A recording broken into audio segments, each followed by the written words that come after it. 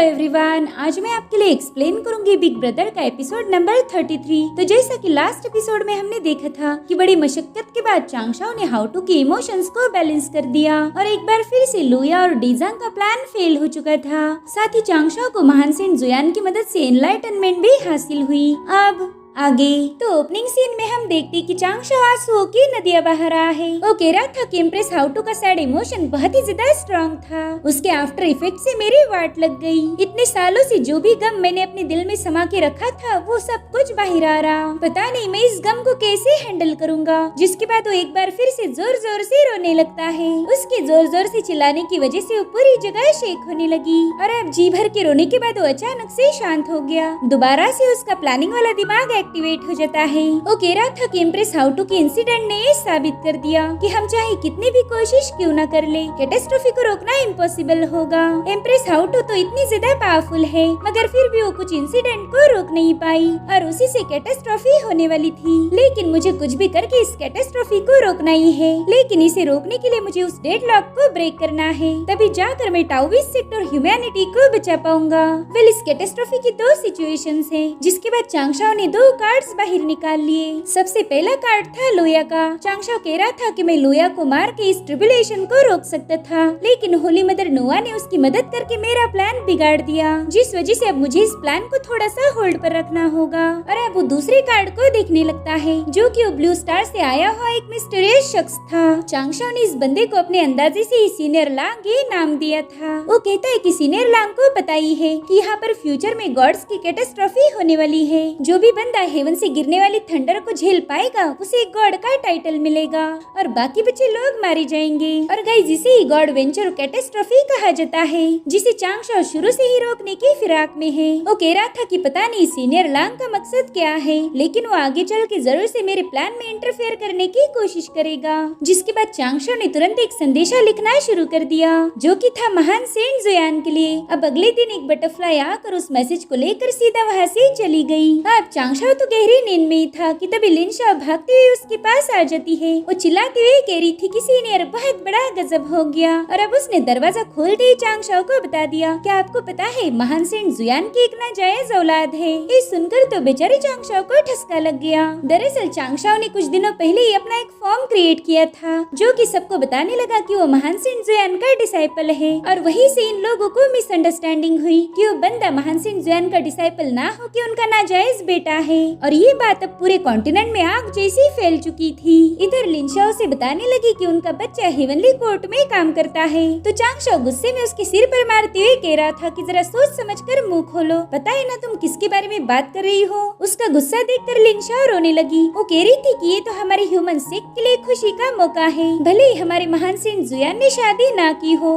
लेकिन उनका बच्चा तो पैदा हुआ, अब इससे ज्यादा हमें क्या चाहिए। और वैसे भी इस बात में कोई झूठ नहीं। दरअसल हेवनली पैलेस के एक इमॉर्टल ने ही इस बात का खुलासा किया है। चांगशाओ देखता है कि ये बात तो पूरे न्यूज चैनल की ब्रेकिंग न्यूज बन चुकी है। इधर लिनशाओ सेंट जुयान के बेटे की तारीफ कर रही थी। वो कह रही थी कि उनका लड़का टाइजी डायग्राम पर बैठ के हेवन एंड अर्थ से कांटेक्ट करता है। उसकी बकवास बातें सुनकर चांगशाओ को काफी ज्यादा गुस्सा आ रहा था, क्योंकि ये लोग इनडायरेक्टली चांगशाओ को महान सेंट जुयान का नाजायज बेटा बनाने पर तुले हुए थे। अब चांगशाओ से तो ये बातें सहन नहीं होती, इसलिए वो सीधा लिनशाओ पर कूद के उसका मुंह बंद कर देता है। साथ ही चांगशाओ ने स्टडी स्क्रिप्चर को 3000 बार रिसाइट करने की उसे पनिशमेंट दी ताकि वो दोबारा से ऐसे रूमर्स ना फैलाए। अब चांगशाओ उसे सुना ही रहा था कि तभी उसे फील हुआ कि वहाँ पर कोई आ चुका है, इसलिए बेचारा चांगशाओ डर के मारे पीछे मुड़ के देखता है। वेल, उससे मिलने के लिए उसके डैडी आए थे। सॉरी गाइस, महान सेंट जुयान आए थे। अब चांगशाओ बाहर जाकर उन्हें समझाने लगा कि महान सेंट जुयान, मुझे इस रूमर्स के बारे में कोई आइडिया नहीं, प्लीज मुझे माफ कर दीजिए। जिस पर महान सेंट जुयान कहने लगे कि मैं एक ओपन माइंडेड ह्यूमन हूँ, भला मुझे इस गॉसिप से क्या ही फर्क पड़ेगा। वैसे भी यहाँ के टाओविस लोगों को कोई काम धंधा नहीं, इसलिए उन लोगों ने मिलकर मुझे कुंवारा बाप बना दिया।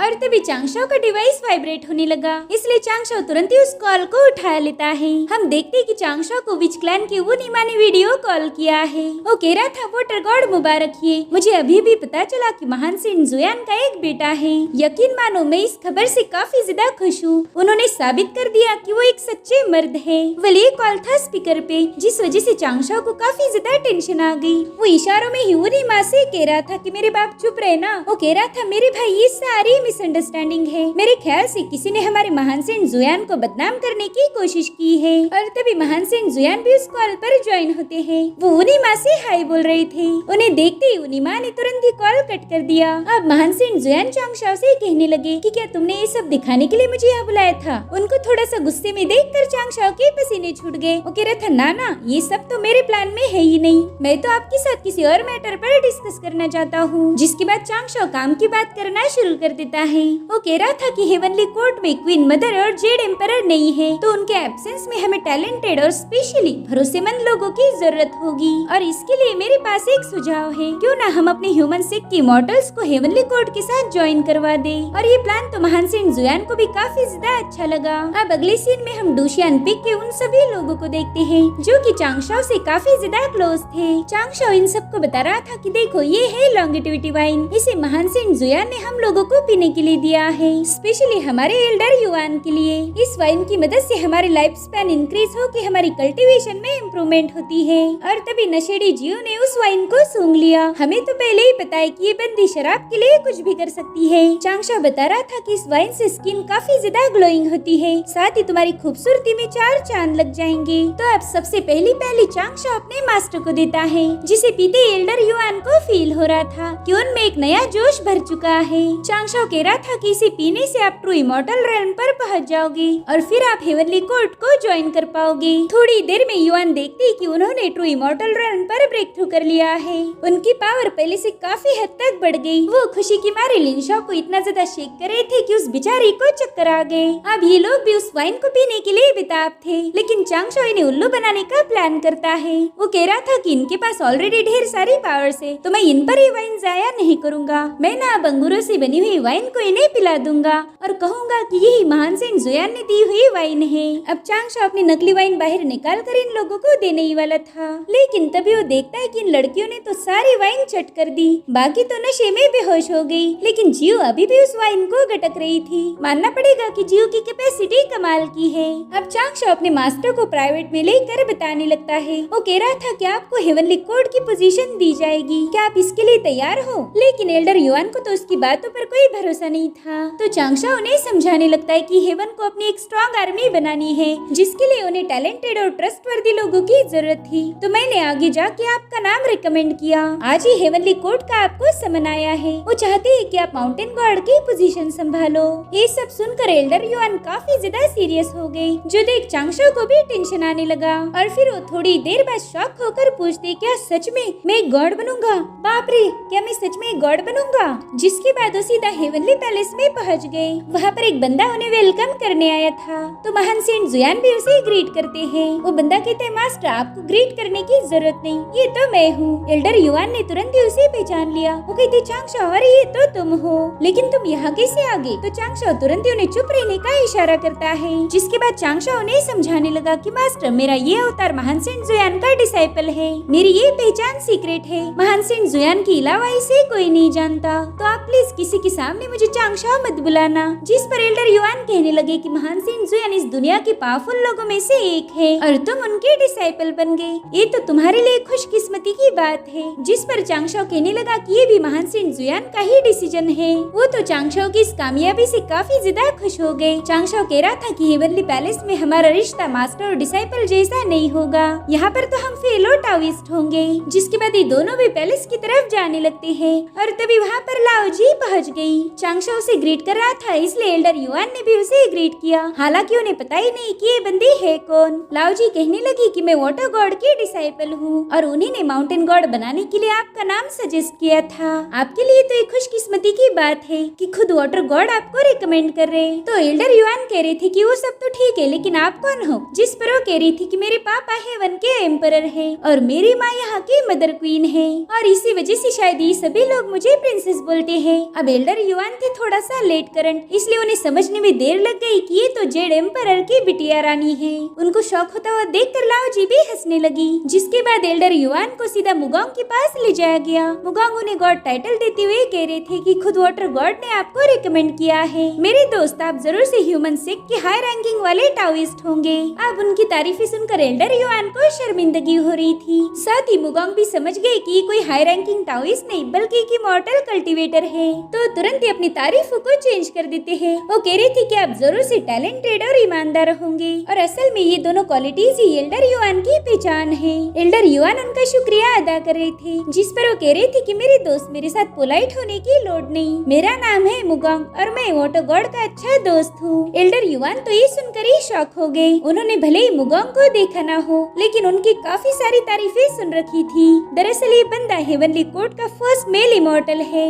अब इन सब से मिलने के बाद ये लोग दोबारा से धरती पर आ गए। वेल फिक्स तो ये हुआ था कि एल्डर युआन माउंटेन गॉड बनेंगे, लेकिन साथ ही साथ उन्हें डुशियान पीक में भी रहना होगा। अब एल्डर युआन कहने लगे कि चांगशाओ, हेवनली पैलेस के लोग तो वाटर गॉड की काफी ज्यादा तारीफें करते हैं। अगर मुझे मौका मिले तो मैं भी वाटर गॉड से मिलना चाहूंगा। क्या तुम उसे जानते हो? तो चांगशाओ कहता है, हाँ सीनियर, मैं ही हूँ वाटर गॉड। ये सुनकर तो एल्डर युआन को बहुत बड़ा झटका लग गया। क्या तुम ही हेवन की प्रिंसेस लाओजी के टीचर हो? तो चांगशाओ भी अपना सीना चौड़ा करके बताने लगा कि हाँ वो तो मैं ही हूँ। तो वो कहते, अच्छा इसका मतलब तुम ही मुगोंग के अच्छे दोस्त हो। साथ ही महान सेंट जुयान का जो छोटा डिसाइपल था वो भी तुम ही हो। जिसके बाद वो अचानक से खुश होकर हंसने लगे। इधर चांगशाओ भी काफी ज्यादा हैप्पी था और तभी अचानक से एल्डर युआन गुस्से में कहने लगी कि हाँ और तुम ही महान सेंट जुयान के नाजायज बेटे हो। ये सुनकर चांगशाओ को टेंशन आ गया। वो कह रहा था, मास्टर रुको तो मैं एक्सप्लेन कर सकता हूँ, लेकिन वो तो सुनने के लिए तैयार ही नहीं थे। अब अगले सीन में हम देखते कि हेवनली कोर्ट में कई सारी नई ज्वाइनिंग की गई है। इससे हेवनली कोर्ट की ताकत काफी हद तक बढ़ चुकी थी। लाओ जी सबको डाउ ऑफ हेवन ने भेजा हुआ स्क्रॉल पढ़कर बता रही थी। वो कह रही थी कि empress how to heaven and earth के कम्युनिकेशन की इंचार्ज बनेगी। साथ ही विच क्लैन के लोगों को भी हेवनली कोर्ट में डिवाइन पोजीशन ऑफर की गई है। ये सब सुनकर विच क्लैन के लोग खुश हो गए थे। इनफैक्ट ड्रैगन क्लैन को भी सेकंड रैंकिंग की पोजीशन ऑफर की, जिस वजह से ड्रैगन्स भी काफी ज्यादा खुश हो गए। इधर चांगशाओ दिल में ही सोच रहा था कि भले मैं हेवनली कोर्ट का मेंबर बन चुका हूँ, लेकिन हेवनली कोर्ट कभी मुझे कंट्रोल नहीं कर पाएगा। मैं आजाद था और हमेशा आजाद रहूंगा। आप पैलेस से बाहर जाते वक्त वो नीमा कह रहा था कि महान सेंट जुयान का बेटा तो काफी ज्यादा हैंडसम है, वो जरूर से अपनी माँ पर गया होगा। मगर चांगशाओ तो काफी ज्यादा खुश था कि उसने हेवनली कोर्ट को स्ट्रेंथन किया। अब उसके पास ड्रैगन और विच क्लैन का सपोर्ट था। हमें बहुत ही खूबसूरत सीन दिखाया जाता है जहाँ पर चांगशाओ फ्लूट बजाते हुए किसी का वेट कर रहा था और तभी यूनशाओ अपने स्पिरिचुअल परिंदे पर बैठ के वहाँ पर पहुँच गई। वो कह रही थी, चांगशाओ एम्प्रेस हाउटू से मिलने के बाद तो तुम्हारे मिजाज ही बदल चुके हैं, इससे तुम्हारे ग्रेट डाओ में काफी सारे बदलाव होंगे। तब तक चांगशाओ उसे अपना हाथ देकर परिंदे से उतार लेता है। वो कह रहा था कि ग्रेट हाउटू से मिलने के बाद मुझ में काफी सारे चेंजेस हुए, लेकिन उनके जैसा महान कल्टीवेटर शायद ही मैं इस जन्म में बन पाऊंगा। उनकी ग्रेट डाओ पावर से मैं काफी ज्यादा दूर हूँ। और तभी वहाँ पर एक डिवाइस पहुँच जाता है जिस पर इन दोनों का भी ध्यान नहीं था। वेल इसी डिवाइस के जरिए जाई टाओइज्म के लोग इनकी सारी बातें सुन रहे थे, जिसमें यूनशाओ के भाई बहन भी शामिल है। और तब तक वहाँ पर महान सेंट जुयान भी पहुँच गए। अब वो भी इन लोगों में शामिल हो चुके थे। इधर यूनशाओ चांगशाओ को बता रही थी कि ग्रेट एम्प्रेस हाउटू बहुत ही ज्यादा रहम दिल है। उनका जन्म तो डाओ ऑफ हेवन से भी पहला हुआ था और देखा जाए तो डाओ ऑफ हेवन में इतने इमोशन नहीं। डाओ ऑफ हेवन ने कभी मॉर्टल्स के इमोशन को समझा ही नहीं, लेकिन एम्प्रेस हाउटू उनसे काफी ज्यादा अलग निकली। वो सभी लिविंग बीइंग से इतना प्यार करती है कि उन्होंने खुद को एक रिइंकार्नेशन डिस्क में बदल दिया। भले इसमें उन्हें कितने भी पेनफुल इमोशंस को हैंडल क्यों न करना पड़े, लेकिन फिर भी वो हमारी खातिर इसको झेल लेती है। चांगशाओ चाहे तुम मानो या फिर ना मानो, ऐसा करेज हमारे दिल में बचपन से ही पैदा होता है। तभी चांगशाओ उससे कहने लगा कि आज तक मैं कई सारी फेरीज से मिला हूँ, लेकिन आप उन सब से अलग हो। क्या आप मुझे बता पाओगी कि आपको ये करेज कहाँ से मिला? जिस पर यूनशाओ कहने लगी कि जब मेरा जन्म हुआ तब आंखें खुलते ही मैंने देखा कि हेवन और अर्थ में तबाही मच चुकी है। ये दोनों भी हमेशा के लिए एक दूसरे से अलग हो गए, लेकिन थोड़े ही दिनों में बादल फिर से जमा होने लगे। सब कुछ दोबारा से नॉर्मल हो रहा था। उस वक्त मैं बादलों में लिपटी हुई थी। मुझे ऐसा फील हुआ कि सुबह की रोशनी मैं हूँ, वहाँ पर बहने वाली हवाओं में भी मैं ही हूँ। इसी प्रिमोर्डियल क्योस में यहाँ पर सभी चीजें पैदा हो गई और यही से मुझे अपने डाओ की पहचान मिल गई। उसी वक्त मैंने डिसाइड किया कि मैं ग्रेट डाओ को अचीव करूंगी। और तभी चांगशाओ उससे कहने लगा कि फेरी आपकी स्माइल बहुत ज्यादा प्यारी है।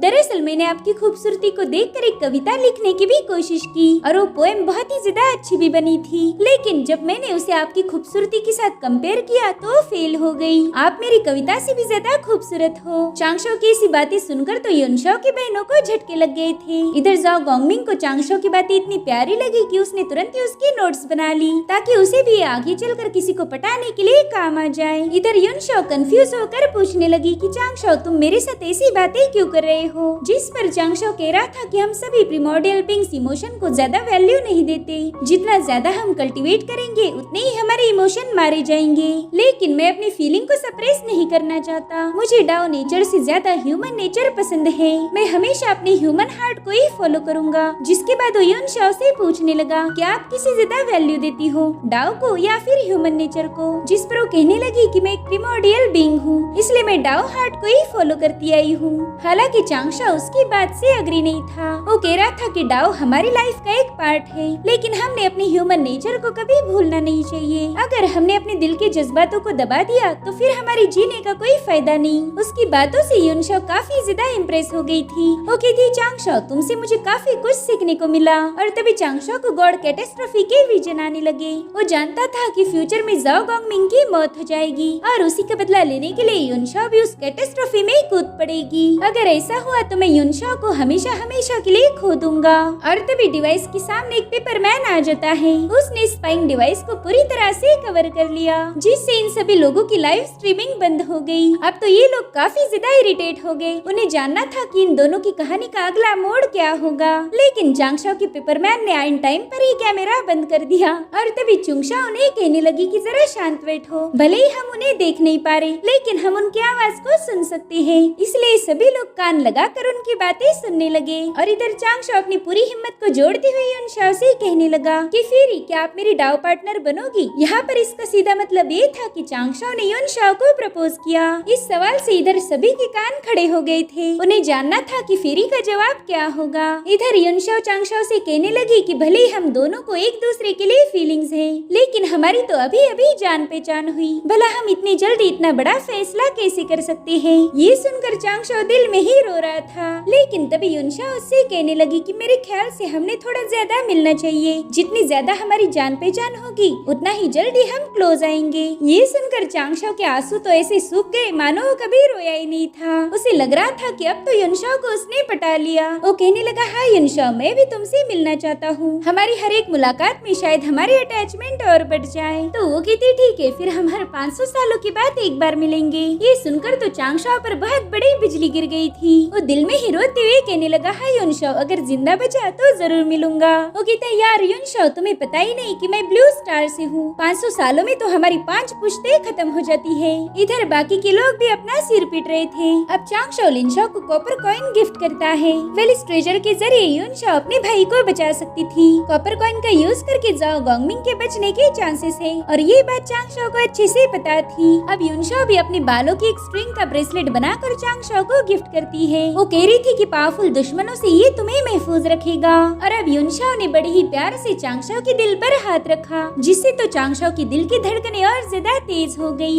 जिसके बाद वो उसे अलविदा कहकर वहाँ से चली जाती है। गाइस कई सारे लोगों ने कमेंट किए थे कि चांगशो की हीरोइन कौन बनेगी। मेरे ख्याल से आज उन्हें जवाब मिल चुका होगा। इधर युनशो की सिस्टर को तो ये जानना था कि चांगशो ने उसे किस किया या नहीं। दूसरी कह रही थी कि शायद जल्द ही चांगशो हमारे जीजाजी बनेंगे। तभी डुबाओ डाओरेन कहने लगे कि अब मैं समझ गया कि चांगशो मुझे सीनियर और युनशो को फेरी क्यों बुलाता था। जाओ गॉन्गमिंग कह रहा था कि पता नहीं इन दोनों ने उधर क्या कांड किया, हमें तो कुछ भी दिखाई नहीं दे रहा था। अगर चांगशो ने मेरी बहन को हाथ भी लगाया तो मैं उसके हाथ काट दूंगा। और तभी वहाँ पर बिजलियाँ कड़कती हुई इन्हें चांगशो की आवाज आने लगी। वो कह रहा था कि तुम एक ट्रेजर की मदद से हम पर जासूसी कर रहे थे, अगर ये बात युनशो को पता चली तो तुम सबको गाड़ देगी। इसलिए इन सभी लोगों ने अपने मुंह पर ताले लगा दिए ताकि युनशो की कहर से ये लोग बच पाए। जिसके बाद युनशो की बहनें कहने लगी कि डाओ पार्टनर्स बनने की कुछ स्टेजेस होती है। पहली स्टेज है हार्ट फ्लटरिंग, दूसरी है वार्मिंग स्टेज, तीसरी है पैशनेट और चौथी है डेस्टिनाइन स्टेज। इन चारों स्टेजेस को पार करने के बाद ही वो लोग डाओ पार्टनर बनेंगे। उनकी बातें सुनकर डुबाओ डाओरेन, जाओ गॉन्गमिंग और महान सेंट जुयान शॉक थे।